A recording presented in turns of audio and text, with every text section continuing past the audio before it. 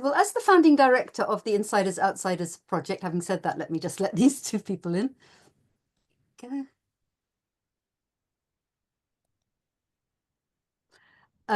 Yes, it's my very great pleasure to welcome you to this evening's online event. For those of you who perhaps don't know about the Insiders Outsiders project, and for those of you who do, my apologies if you've heard it all before, but just let me say a few brief words about it. It started off as a small idea a few years ago now to pay tribute, but to also look in a more nuanced and indeed analytical way at the hugely rich, pervasive, extraordinary contribution made to British culture by those who found sanctuary in this country from Nazi-occupied Europe. It took the form initially of a year-long nationwide festival that exceeded my wildest expectations, I have to say.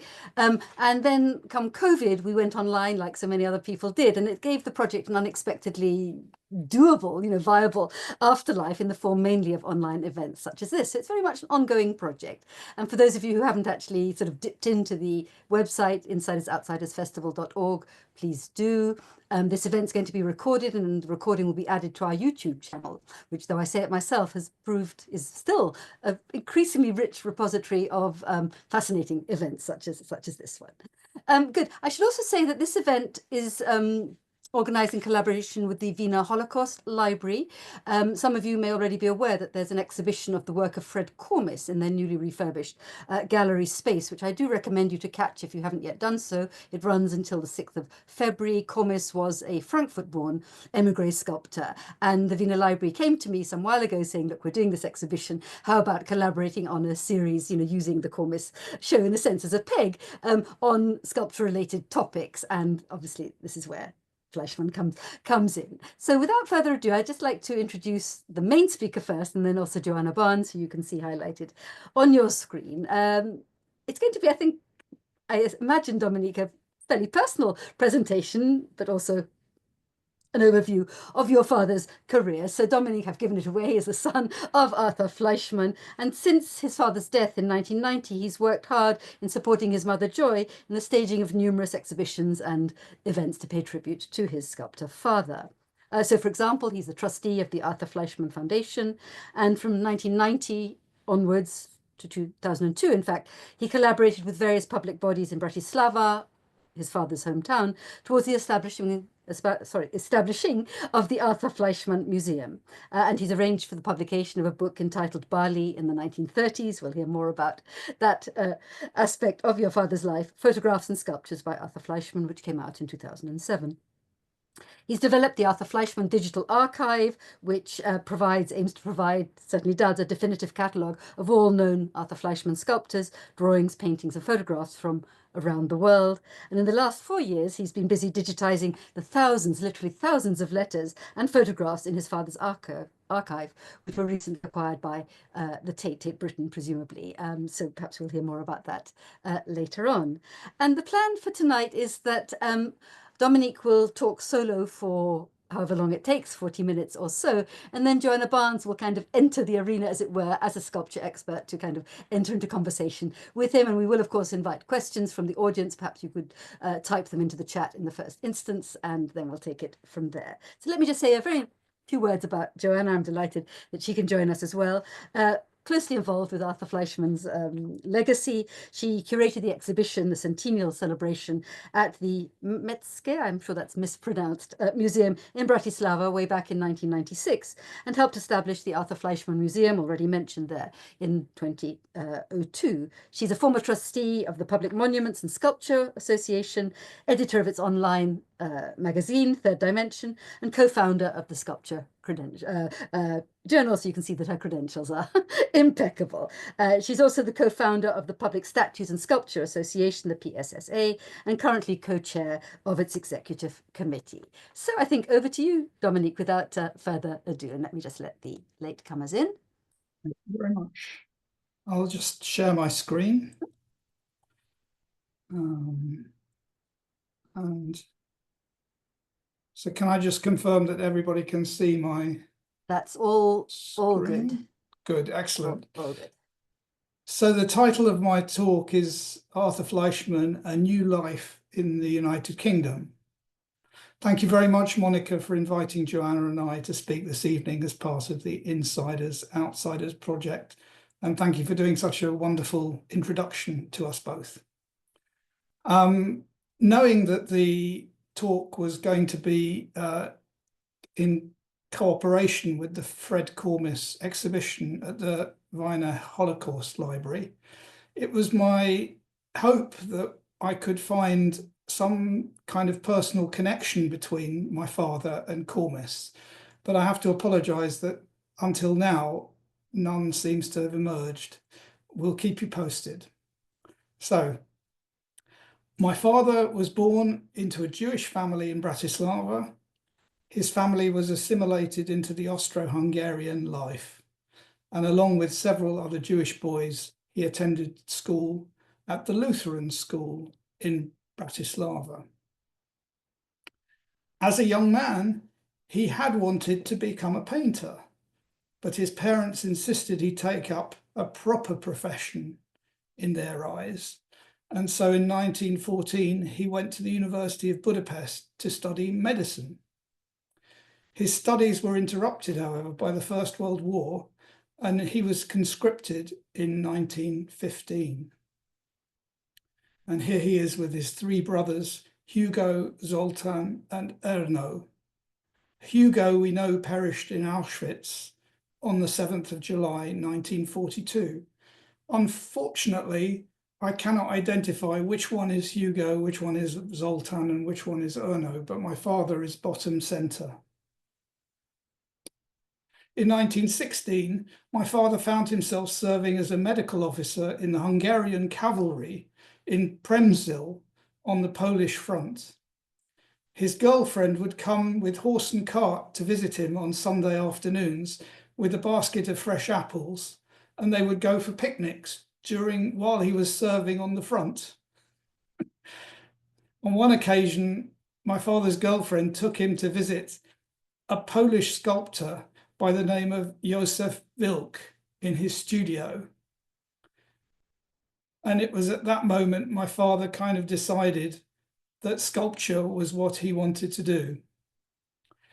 In his spare time during the war, my father began to sculpt alongside Wilk in his studio. This particular information is extremely new and the result of research conducted by Joanna Barnes only this week. Returning from the war, my father relegated his artistic activities to the background and proceeded to finish his medical studies, now in the Charles University in Prague. My father recalled how tough it was to complete his studies in a different language. While in Prague, he called on Professor Jan Štursa and persuaded Štursa to enroll him in the Academy of Fine Art. And Fleischmann wrote later that he finished his last year of medical studies in parallel with his first year at the Art Academy. In 1921, he found work in the Vienna clinic as a qualified medical doctor, in fact, a dermatologist. And while practicing medicine, he completed his first, second, third, and fourth years of fine art studies as a student of Professor Josef Mullner. And this slide is my father with two colleagues in front of what looks like a very modern kiln for 1921. You can see the presumably three-phase electricity cables in the background. So this must have been quite an amazing thing to have such an advanced kiln, over 100 years ago, an electric kiln. Anyway, after graduating from the academy, he left medicine altogether and dedicated himself completely to sculpture, obtaining the use of a studio in the master school of the Vienna Academy for 4 years. And here is a photograph of my father working in his studio in Vienna. So this takes us up to 1929 in the timeline. And then from 1929 until 1935, he worked in Vienna, completing numerous public commissions for the Red Vienna architectural project. And here are some slides of sculptures which I and colleagues took photographs of very recently. Thankfully, a lot of the sculptures that my father did in Vienna still remain preserved. So this is a ceramic sculpture in a children's park at Herderplatz in Vienna. And the next one is a frieze on a block of flats in Vienna. And there you have the evidence. And my German is not particularly good, but this is a people's living house erected by the Vienna Council in 1930 to 1931. And there is the frieze that my father made in terracotta. So in 1932, he exhibited and he organized an exhibition called the International Exhibition of Christian Art in Padua in Italy. And for his work entitled St. John the Baptist in glazed ceramic, he received a silver medal of honor from the Italian state. And here is the sculpture of St. John the Baptist in black glazed ceramic. Now, when I first looked at this photograph, I was slightly confused because two of the sculptures in the background I had thought were done much later in my father's career. But I think we've come to the conclusion that this photograph was not taken at the exhibition, but this photograph was taken in Sydney 20 years later. And my father obviously took with him on the ship to Australia the sculpture of St. John the Baptist. So aware of the rise of Nazism in Germany and Austria, he left Europe in the late 1930s, using his medical credentials to travel as the official doctor of the Viennese ice hockey team on their world tour. He took clay and sculpting materials with him and sculpted portraits of fellow passengers on the long sea voyages. When the ice hockey team left South Africa to return to Europe, Fleischmann remained behind in South Africa and organized two exhibitions, one in Johannesburg and one in Pretoria. Evidently, the exhibitions were a huge commercial success, and it gave my father the freedom to travel east with the proceeds. And he finally reached Bali in 1938, where he settled. And this is a photograph taken by my father crossing the Bali Straits from Java to Bali. And here is a photograph of my father in his makeshift studio in Bali.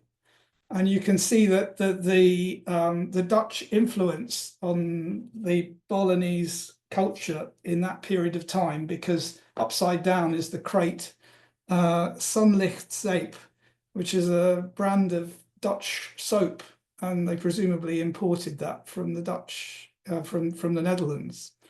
In the background on the left, you can see a photograph of St. John the Baptist, very faded in the photograph, but presumably the actual sculpture my father took with him to Bali as well. And just to my father's left, there's a kneeling nude, which is a carved wood sculpture, wood carving that is now currently in the collection of the Art Gallery of New South Wales. So my father was completely taken by the culture of Bali, and particularly the legong dancing. And here are Javan and Sadri, who are two very famous legong dancers who my father modeled repeatedly and photographed repeatedly. And they're in his studio with and I think it's Sadri with her legong costume. And here is another photograph of Sadri dressed in legong costume in front of the gamelan orchestra waiting to dance. His idyllic life in Bali was interrupted as the war in the Pacific caught up with him. For the second time, he fled. This time on one of the last KLM flights out of Jakarta, routed to Darwin in the Northern Territories, arriving on the 30th of June 1939.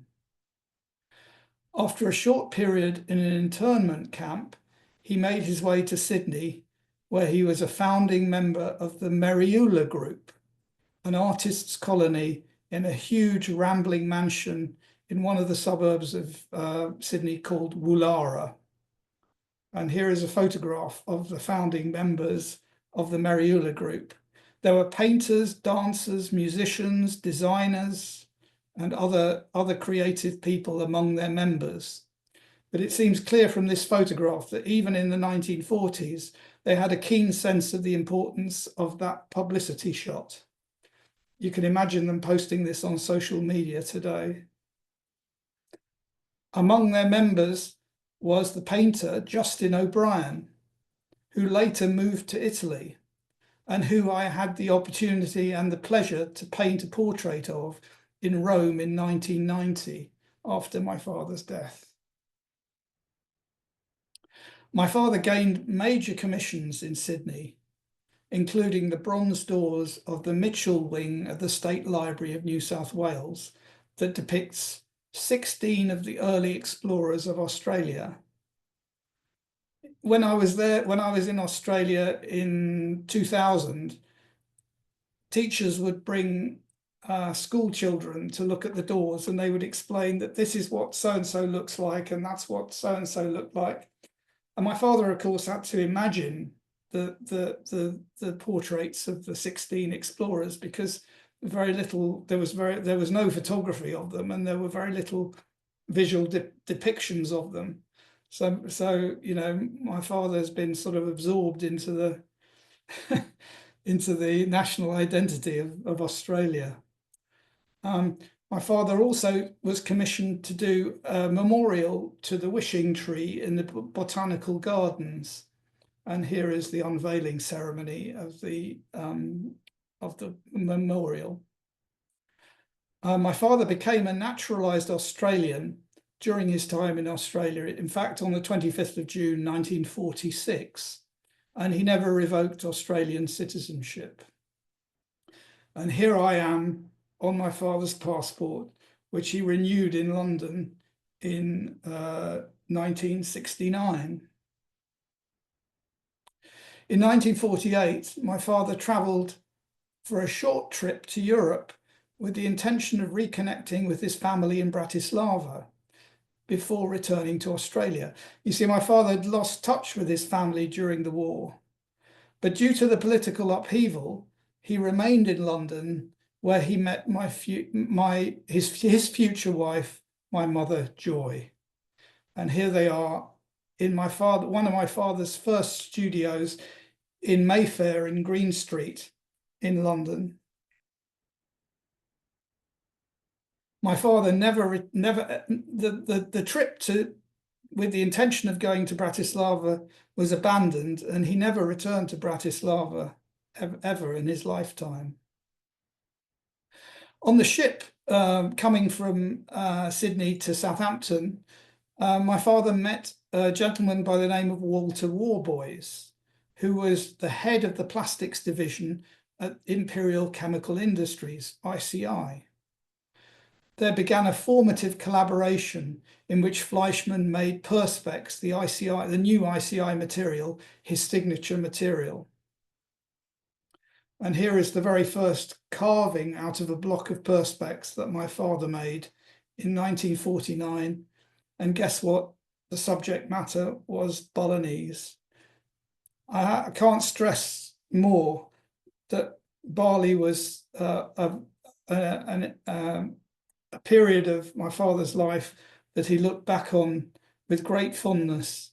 In fact, when I was a little boy, I remember the teacher at school asking us, you know, where we came from, and when it came to my turn, with great confidence and without hesitation, I claimed I was Balinese, because that was all that my father ever talked about at home.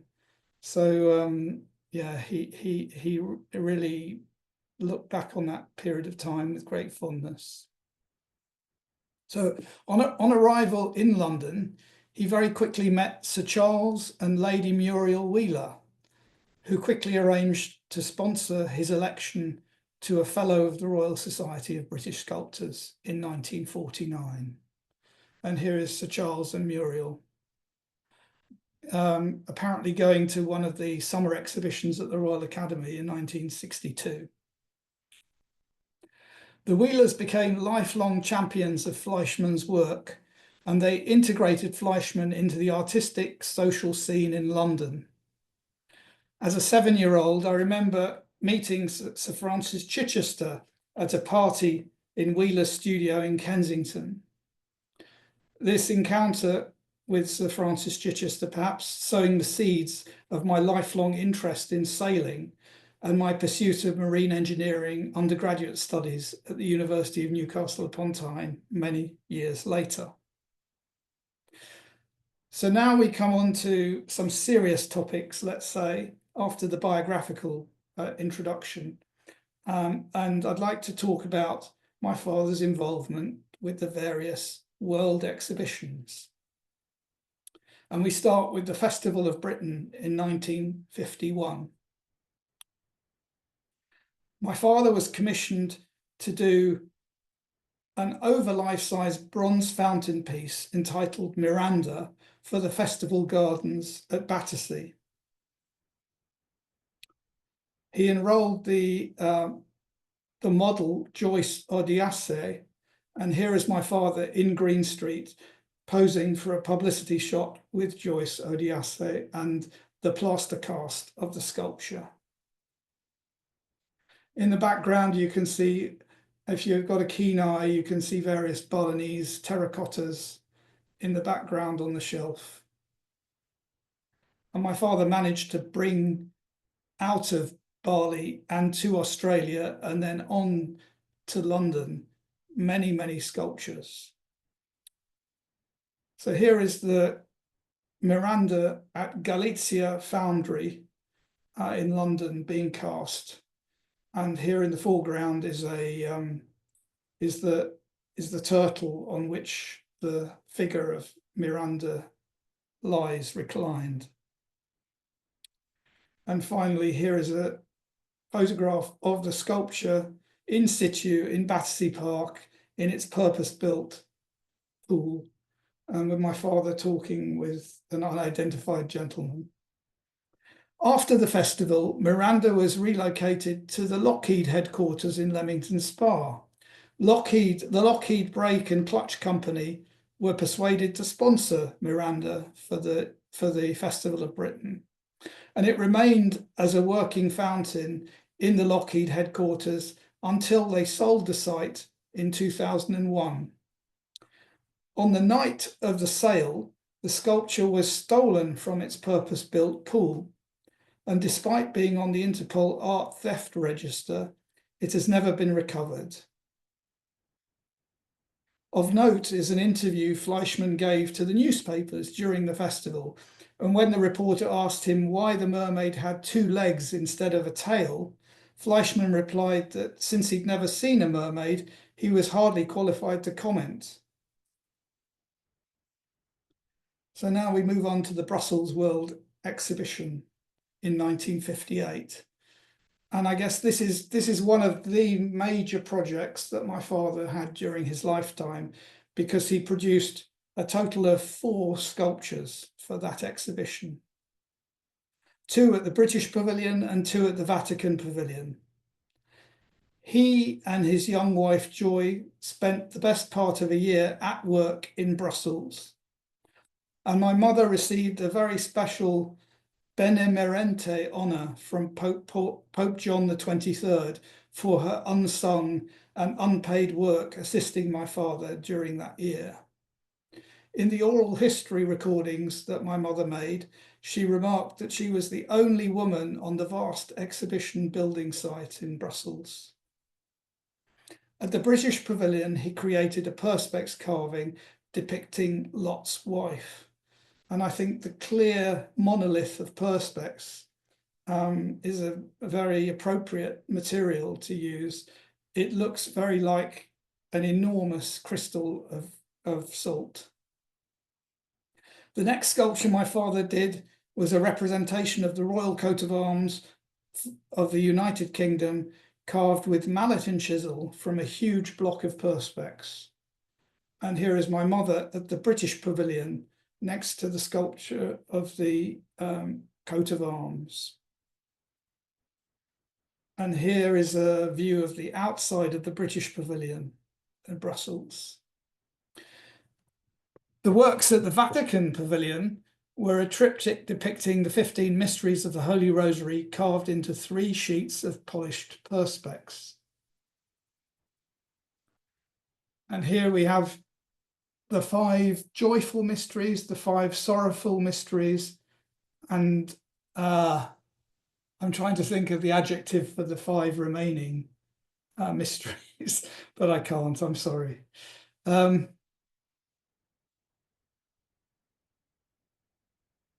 So here is a detail of one of the Perspex carvings.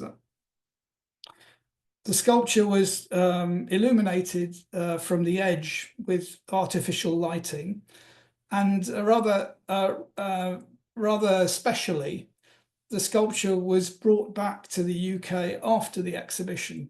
Most of the exhibits in these exhibitions get dismantled and get destroyed and recycled locally, but my father managed to save this particular sculpture, and it's now on display at the Church of Our Lady in Lisson Grove in London. The final and 4th sculpture that my father did was a resurrection for the Vatican Pavilion. This stood 45 feet high. The design of the Christ figure was striking in that the arms were held in an upward gesture rather than outward. And this pose was the result of the necessity of the sculpture to be transported from London to Brussels by train. And the sculpture dimensions were constrained by the width of the carriage. We like to think that the artistic creativity process is unconstrained, but sometimes, as in this case, the result is governed by very mundane and practical considerations.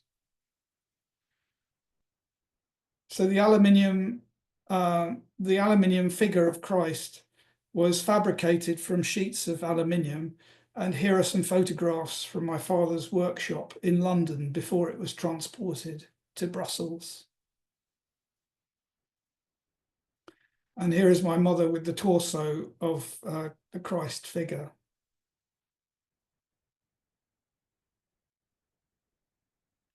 My father often recalled how many of the workmen from the Russian pavilion would spend their lunch breaks attending Mass on the steps of the Vatican Pavilion, which was situated immediately opposite. Of course, during that time, people were not permitted to practice Catholicism or Christianity in Russia. So from the Brussels World Exhibition in 1956, we move on to 1970 and the Expo 70 in Osaka, Japan. In 1969, Fleischmann was commissioned by the UK Central Office of Information to create a water sculpture, Harmony and Progress, in Perspex for the British Pavilion at Expo 70, Japan. And here is the sculpture illuminated at night with the characters Great Britain in Japanese on the British Pavilion behind. The archives of letters from my father's library that Monica referred to in her introduction bear witness to the awkward and protracted negotiations over remuneration for the commission. Eventually, a compromise agreement was reached whereby Fleischmann was funded to travel to Japan to supervise the installation of the sculpture, along with myself and my mother. This was typical of his life philosophy that his wife and I, his son, should always be involved with all his professional activities.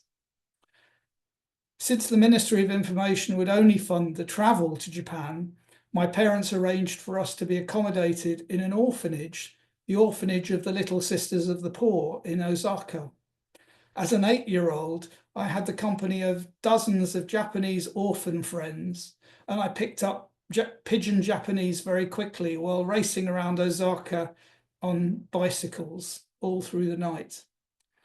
An experience that more than compensated for the 6 months absence from primary school back in London.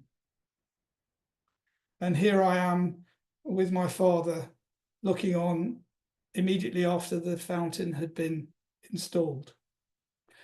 We were the beneficiaries of enormous hospitality in Japan. And on one occasion, we were invited to a grand dinner, and at each course, a valuable present was presented to me. And here I am wearing around my neck a camera that had been presented to me at one of these dinners by the Japanese organizers of the expo. After the expo, unusually, as was with the triptych of the Holy Rosary in Brussels, the sculpture was transported back to London. And eventually it was sited on the grounds of the World Trade Center at St. Catherine's Dock. And here is a shot of the sculpture being assembled in front of the World Trade Center at St. Catherine's Dock with the Tower of London behind. Many years later, the sculpture fell into disrepair and was removed. And this was the source of great disappointment to my father.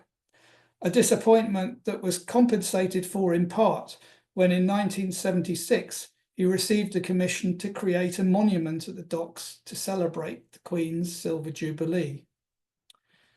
And here is my father with the carved Perspex monolith called Crystal Crown as it's being transported from the place where he carved it into its final installation position. My father was 81 when he got the commission, and he embraced the challenge and worked on site in a tent over the winter to carve the bas-relief into the largest single piece of acrylic in the world. And on the 5th of June, which happens to be my father's birthday, the Queen unveiled the Crystal Crown at St. Catherine's Dock. The sculpture is still at St. Catherine's Dock today, but has been moved from its original purpose-built site to a less than ideal location. To ensure the long-term future of the piece and to promote its reinstatement to the original site, a listing application was submitted to Historic England. However, on the 3rd of August 2022, we received the sad information that Historic England had decided not to take our application further, since it did not meet the strict criteria that the sculpture should be under immediate threat. So not all these stories have a fairy tale ending. The final chapter of this talk, I'd like to mention my father's involvement in the 1988 Brisbane World Expo. He exhibited his water sculpture entitled Homage to the Discovery of DNA there in Brisbane. While the sculpture served to keep Fleischmann's name alive in the public consciousness in Australia, his work was arguably introduced to a far wider audience when the sculpture was featured in the George Lucas film Empire Strikes Back. Oh, sorry.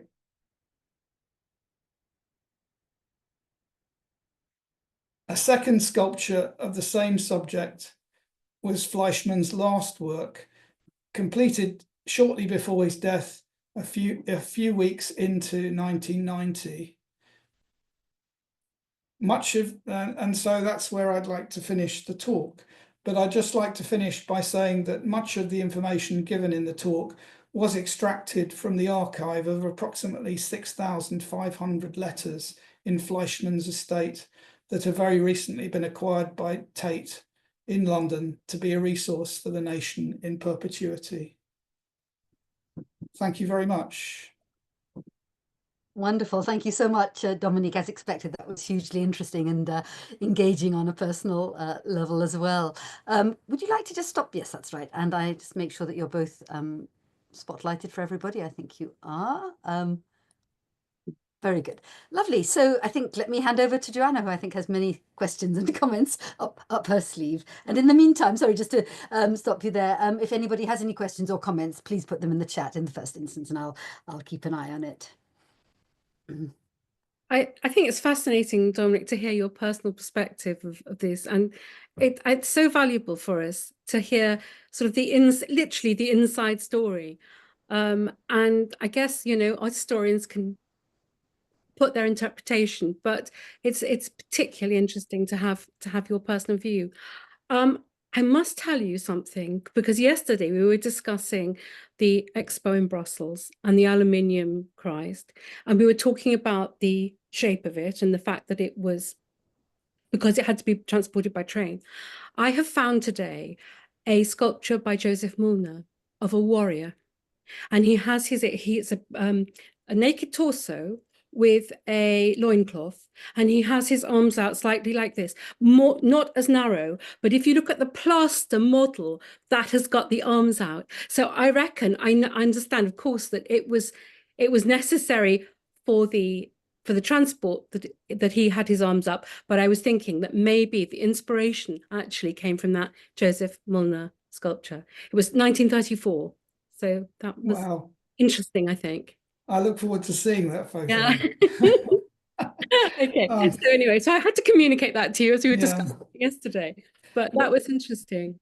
While we're on the topic of the Brussels World Exhibition, if you just excuse me for 10 seconds, I'm going to get the maquette and I'll just show it on the screen because I've got the maquette here. Just bear with me for a second. And then I think we could also talk about his use, about Fleischmann's use of materials, because that's so important, the different materials he uses. I mean, aluminium, when he used aluminium, at that time, it was only beginning to be used really in sculpture. Yes, maybe that's it. So that's the maquette. It's very badly damaged, and it's not the final composition, but it was a mock-up that I think my father did in order to sell the idea to the Vatican organization that you know were responsible for designing the pavilion. Mm-hmm. And this is actually plaster, and I managed to discover it in a very obscure corner of the studio. It's wonderful. It's saved, Dominic, though, because it's such an interesting document. But I think also, I mean, the fact he chose to use aluminium, I've not come across any reference in the archive or anything, I don't think, but was it the only time? No, it's not the only time he used aluminium, is it? So he did cast a number of pieces in aluminium, but this is, to my knowledge, this is the only one that was fabricated from sheets. Yeah, yes. Like a kind of collage almost. I think and also, I didn't know, you were telling me yesterday that it had the Perspex, was it at the bottom of the sculpture? It was Perspex, a Perspex sheet, which was, some of it was carved, some of it wasn't.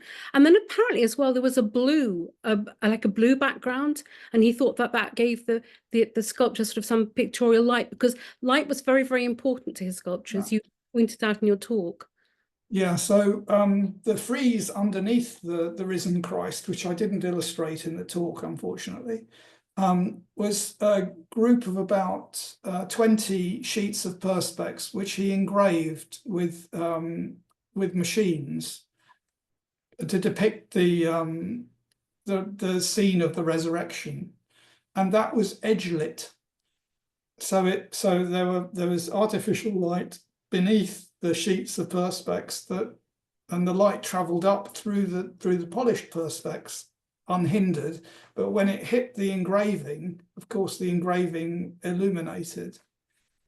And that was a technique he used on other sculptures, wasn't it? I mean, the Jupiter panel, that's lit at the side, I think, isn't it? Yeah. And also the tables that he made of the north and south constellations of the sky. I think we should explain constellations. We should explain to people these super tables where the surface is engraved with patterns, and then around the edge are the lights, and then when it's lit, the whole thing just comes to life. It's super sculptures. Yeah, there's a group of Pathé Pictorial films that my father featured in, and in one of the films, the narrator says, in the Fleischmann household, they dine above the stars, not underneath the stars. And there are my parents, eating their dinner on this dining room table with the constellation of the stars illuminated in Perspex underneath. And I suppose, so coming back to materials though, I mean, it was really in Australia that he started I mean, obviously I suppose in Bali, he was mainly terracotta, wasn't it, that he worked with? Yeah, I mean, sorry, go on. Go on. I was going to say, and then when he got to Australia, he really started to branch out in terms of experimentation with materials. But I guess that was in the background already, the sort of Bauhaus sort of ideas, it's sort of in Vienna and indeed in Bratislava. Because we're in his early career, as we saw, he was working in glazed ceramic. And then, as we say, in Bali, more in terracotta. But by the time he gets to Australia, then it really becomes quite exciting in terms of his experimentation. Yeah. I mean, I think my father would see that a very, very little distinction between the glazed ceramics and the terracotta in terms of working, in terms of his method of working. He would be modeling with the clay, and a lot of the work that's still erected in Vienna is terracotta and glazed ceramic. But when he arrived in Australia, he discovered phenolic resin, which is the forerunner of acrylic.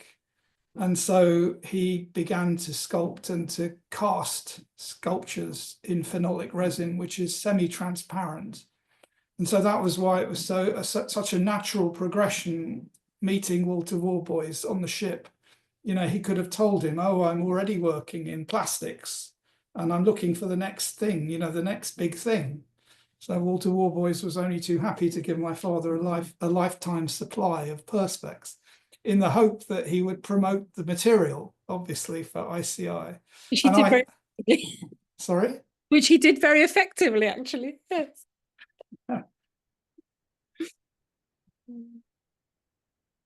Monica, I've seen a couple of questions appear in the chat.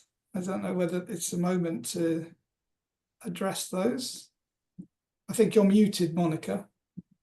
Well, Robert Firsto is asking, do we know what led Fleischmann to be involved in the exhibition of Christian art in Italy? Yes, we do, Robert. The Austrian Religious Society sent him to Italy to work on their Austrian pavilion. And while he was there, he learnt some Italian. Recently, is it something like an early Venice Biennale kind of thing, where different countries were invited to exhibit? Yeah, I think though that it was, I believe that it was a kind of Vatican initiative, because there was a lot of sort of abstract art and the church couldn't quite work out where they were sitting with it. And it was the anniversary of St. Anthony. I can't remember which anniversary. So they decided to hold an exhibition for the anniversary of St. Anthony.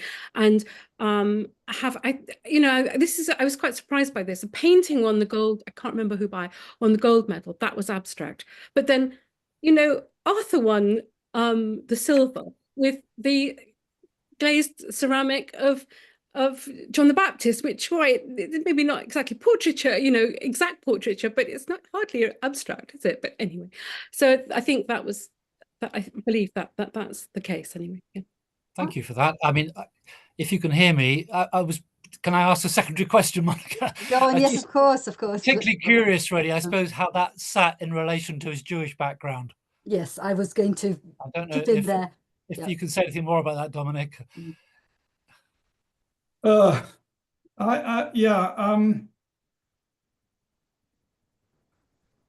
It's difficult to know what to say, really. You've put me on the spot there, Robert. Well, no, okay. I'm sorry.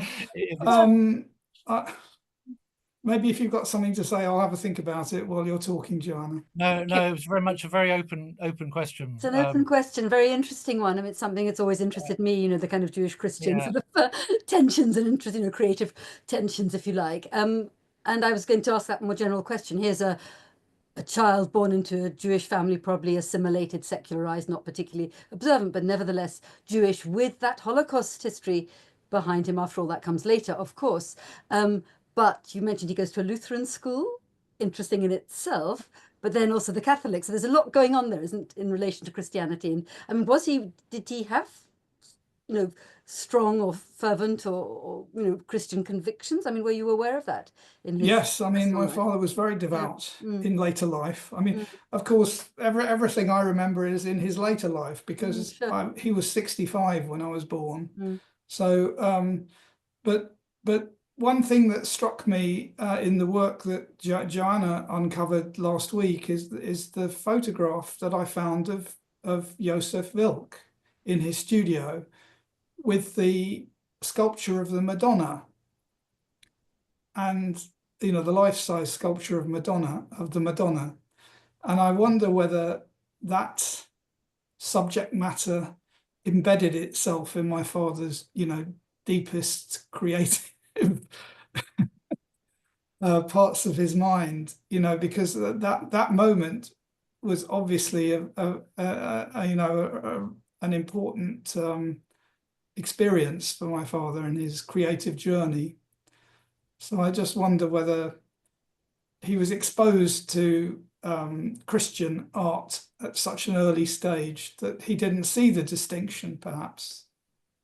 No, I mean, a lot of the early sculpture, the ceramic sculpture, is Old Testament, isn't it? I mean, there's the sort of fireplace with from sort of Genesis, and then you've got Susanna and the Elders. But then quite early on, he's doing the Saints in Hagen. Yeah. I was just trying to remember what year that was, but that is early, isn't it? It's before he left for Bali, before he left for 30. You know, yeah. That's right. And of course, he returned to Old Testament with Lot's wife in the Brussels World Exhibition. That's right. 33 he was doing those apostles, and those are some of the earliest, I think, of the Christian works, I think. But he was traveling in Italy. He was in Italy in 32, and he was traveling in Paris apparently in 31. So I think, again, not, you know, all these sort of artistic influences. And I don't think, I mean, he converted in Bali, didn't he, to Catholicism? I think. He met a Belgian priest in Bali called Father Simon Buys, Buis, and Father Buys baptized him in Bali.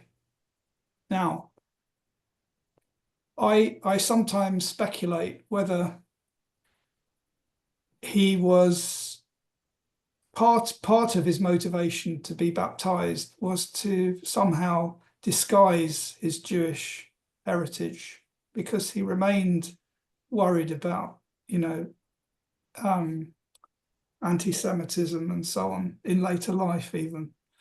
But certainly by the time I was born, and you know, by the time I knew my father as a child, you know, my father and mother were both very devout Catholics, and Dominique, on a related theme, I couldn't help being struck by your knowledge of the exact date of your father's brother's death in Auschwitz, and I wonder where did that knowledge come from? Was it you who took it upon yourself to try and find out more, or was it your father? It came from the deportation lists, you know. But who did the looking? Because it's a decision to find out. I think we both did. I think both you and I did, Dominic. Yes. Yeah. Oh, I see. Yes. Yeah. Okay. I mean, there are very complete lists of, you know, people and dates. No, I'm aware of that. It's just a question of the family having the courage, as it were, to try and find out. Yeah. I think one thing I thought was quite interesting is that, I mean, the other brother, who we believe is older, Zoltan, seems to be on a list going to the camps, but there's no result as to what happened to him. We don't know. We don't think he returned. And there's something in the archive which suggests that he didn't return when Arthur's writing to somebody, sort of talking about the family. And I don't want to talk about that, you know. So I think that he obviously. But what is interesting is that the one who unfortunately did go to Auschwitz, Hugo, I think was the one who ran the family business, wasn't he, Dominic? I think Hugo. You'll correct me if I'm wrong, but I think Hugo was the oldest son, so that would make sense. I think so. And he, I suspect, you know, he was in Slovakia, which was not a, I mean, nowhere was good in Central Europe, obviously, but it was particularly bad in Slovakia. And I think, I mean, it must have been easier for Arthur in Vienna. He was teaching at the Women's Academy 37, early 38. So presumably in the spring, when the unification happened, he would have probably left then. I mean, you said, Dominic, he went off to South Africa. That would seem to work. But I guess that if you were running the family business, it probably wasn't so easy to get out. Yeah. I mean, of course, my father had this very imaginative way of connect. You know, he was very good with PR, as you mentioned, Joanna, the other day, and I can exactly imagine that he would create a connection with the ice hockey team, and he would inveigle himself into that role, and you know that he would persuade them to bring sculptures with them on the tour, you know, and the materials and so on. It's a very typical story of how my father kind of operated. If he was sort of hit the ground running everywhere, you know, he was sort of arrives in Australia and immediately he's exhibiting with the Society of Artists. He arrives in London immediately in the Royal Academy. You know, he doesn't let the grass grow. He didn't let the grass go. Sorry if I can just interrupt the hiatus. You did mention that he was briefly in an internment camp in Australia, and I'm curious about that. That's something that I've got a particular interest in. In fact, I organised an online conference a few years back now on the former refugees who immigrants, if you prefer, who made it to Australia and indeed in many cases stayed. Do you know anything more about that episode in his life? So I only things that I can extrapolate. I believe that he was still traveling on a Czechoslovak passport when he arrived in Australia, and because of the situation in Czechoslovakia, he was immediately put into the internment camp. And my father always used to talk about the fact that he immediately started doing portraits of all the guards in the internment camp, and particularly the head guard, or I don't know what you call him, the director of the internment camp. And through that connection and having sittings with the guards, he managed to persuade them that he didn't represent a risk, and he was released early. Yes, and of course he had to make his way cross country. I don't know how he travelled from Darwin or from the Northern Territories to Sydney, but that journey itself must have been quite arduous, you know, during the war. Interesting. Sorry, Monica, I can't. No. It's something obviously one might try to find out more about. I'm aware of time rushing by, and there are a few quite specific questions. I think Diane Rogoff, did you want to just ask the question yourself, since we're a fairly small group? If you just unmute yourself, just click on the little red logo. You're having trouble? You're still muted? Yeah. Can you hear me now? Yes. Yes, I just wondered, I was interested in a lot of what you've said. Sorry. I always thought your father came from Bali when the Japanese invaded, rather than when the war broke out. And that might explain. Is that Robert talking? Yes. Sorry, Robert. Okay, Robert first and then Diane. Sorry. So I was interested. I thought your father came to Australia, and my relatives were involved with the Wulara group in Sydney, and they were Hungarian. My uncle was called Rudy Palmer, and Palmer, and they immigrated to Australia, and actually a bit later in the early 50s. I never met them. But he was Hungarian. He immigrated after the war to Australia. Yes, after the war. Yeah, but I thought your father and this, I did have conversations with Joy when she came to Bratislava with the 20th Century Society, and I thought he left Bali because of the Japanese invasion threat, the threat to Singapore, rather than when the war broke out. But I'm also interested in interment through my partner Mark and what his experience of his grandparents, and they were interned because they came from Vienna, and maybe that was the factor, because Czechoslovaks were like our allies in the war, and they're all in Leamington Spa, ironically, where Miranda went. And of course, the great the assassination of Heydrich was planned in Leamington Spa. Anyway, but the other issue I had was, I've been to Hagen, and I got the date 1 year out, Joanna, I'm sorry, 32, but I have been to look at that, and stress to the people running the museum in Hagen, the I can't remember what it's called now, that this was a really important thing. And I sent them a copy of your father's book later, Dominic, because I had 2 copies, just so that they know, and to know that this Jewish man survived the war, because they weren't even aware of that. But the other question I have is the Padua exhibition. When was that? Because I think your father's work in Our Lady's Church in Lisson Grove is really good. And I did hear they wanted to give it back to your mother at one point, but I'm very glad to hear it's still in Lisson Grove, because that's the right, it's absolutely the right place for it. The new parish priest is extremely keen on keeping it.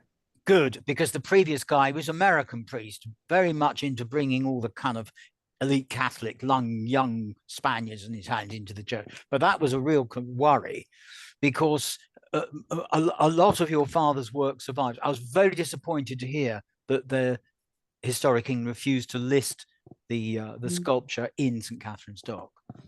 And on that subject, Diane, I think, was asking where it is physically located now, if I want to go and look at it. Hi, Dominic. A really interesting talk. Sorry. Hello, Di. Hello, lovely to see you. And very interesting. Yeah, a couple of things. I'm interested to know where the St. Catherine's Dock piece is sited now. Can one see it? Is it, So it's on display to the public. It's mounted on the facade of the what's it called? The hotel, the big hotel at St. Catherine's Dock. Yeah. What's it called? Don't know. The Thistle? Is it called a Thistle? Or is it It's a Thistle Hotel, yeah. But it's very badly sited, and it's very high up. Okay. I intend to make a visit. My sculpture tutor, Maurice Blick, has got a piece at St. Catherine's Dock too.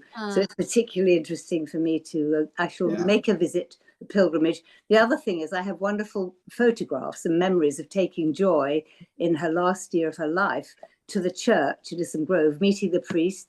She knocked on the door, and he was delighted to see her. And she said, "I've got a friend," i.e. me, coming to see the sculpture.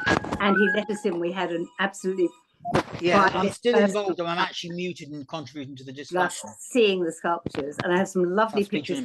I'll forward you them, Dominique, of Joy in front of the sculptures when we went to visit. It was really a wonderful moment, and she said a prayer when she was there. It was a really memorable time. So a lovely memory. Thank you. On that subject, I wanted to. The day before yesterday was the anniversary of my mother's death. And I didn't want this evening's event to go past without stressing how much of a contribution my mother made to my father's career. I mean, Joanna, you said my father always hit the ground running wherever he landed, but I wouldn't underestimate the hard work and advice and brain power that my mother brought to the project, my father's career, which commissions to really go for, which ones to discard, and not to waste time and trying to get commissions that would never come off, and so on. And so, I mean, as it was in that period, there was always a sort of, a power behind the throne kind of thing. And my mother was really unsung.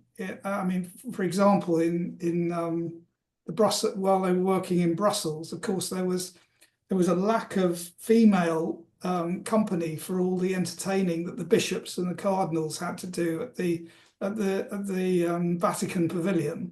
And so, you know, my mother was always invited to provide some glamour and some female company, you know, whenever they were entertaining heads of state and so on. Yeah, and then, you know, my mother would work physically in the studio, helping with the casting and the preparation of the clay and all these sorts of things. And, you know, that may have contributed to her fitness in old age, all that physical work. Yeah. Comes across in the photographs as a very stylish figure, I think, even later on. Apropos photographs, I was struck, there was the one of the bloke going to Bali, for example. They're rather interesting compositionally, those photographs. Was he actually a keen photographer, you know, interested in the medium as such? So yeah, this is interesting. I mean, my father himself was much more much more proud of his photography than he was of his sculpture. Oh, And he took thousands of photographs in Bali. And luckily, you know, we have either the original negatives or the prints that my father printed himself without electricity in Bali. He printed them using a pinhole in his bedroom, using sunshine to expose the paper. And you know, my father wanted to publish the book of his photographs even a few months after arriving in Australia, but publisher after publisher fell by the wayside, and it was one of his biggest regrets that he never got to publish that book.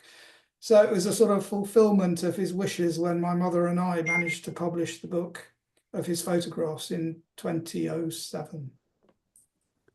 On the subject of publication, Joanna, you had some news about the conference that was held not so very long ago at the Slovak Embassy. Indeed, thank you, Monica. Yes. Yes, the papers will be published later on this year, probably middle of the year, from the symposium, with, I think, some added material, so something to look forward to. Who's publishing? Who's the publisher? Yes, to say Public Statues and Sculpture Oh, Association. excellent. Okay. In conjunction with the Fleischmann Arthur Fleischmann Foundation. Arthur Fleischmann, of which I'm a trustee, so I should get that right, really. Excellent. Excellent. And wonderful news that the Tate has acquired the archive. I hope they do something with it, but it's good to know that it's there. Actually, for those of you who are not familiar with the Tate archive, it actually has a surprisingly large, I remember speaking to Adrian Glue, who you probably had some dealings with, who's been head of the archive for many a long year, but he made it clear that, you know, actually almost a disproportionate number of the holdings in the archive relate to artists born elsewhere, particularly from this extraordinary generation of artists who came from Central Europe to England in the 1930s and beyond. So that's worth knowing about, and, you know, one can get access to them on request, indeed. Now I'm looking at the time. I imagine people are ready for their supper or whatever. Does anybody else have any other questions or comments they'd like to make before we call it a day? No, I think we could probably go on. I'm sure we could go on, but maybe we should stop. Last chance? No? Okay, lovely. So thank you very much, everyone, for being with us today. As ever, quite a lot of people who signed up didn't actually attend this evening, and I will obviously make the recording available, as I mentioned, on the YouTube channel, but also for yourselves, you know, do spread the word. It can be accessed free of charge on the Insiders Outsiders YouTube channel, easily found online. Jackie, did you want to say something? No, just... It was absolutely incredible. I just loved it. Thank you. Good, indeed. And yeah, so what can I say? I mean, yet another wonderful event. And I think when there is a family member talking, it makes all the difference. But Joanna, you're slightly more detached, but obviously very committed view. Your participation was also made a big difference. So thank you, both of you, very much indeed. For those of you who'd like to know more about what Insiders Outsiders has up its sleeve, and there's quite a lot to come, just working on the year ahead. If you go to the www.insidersoutsiders outsidersfestival.org, and at the bottom of every page, go to the homepage bottom right, you can actually sign up for our newsletters, which I won't say they come out regularly, but they do come out in sort of every few months, depending on how busy I am, I must confess. But there is a lot of interesting material in the pipeline, not all of it involved with sculpture, of course, but many other media as well. So yes, I think another Robert Burstow saying thank you. I think that's probably enough for one evening, but Dominique, really especially, thank you so very much indeed. And I'm delighted to hear about the publication. Thank you, and good night, everyone. Be well. Thank you. Thank you, and bye-bye.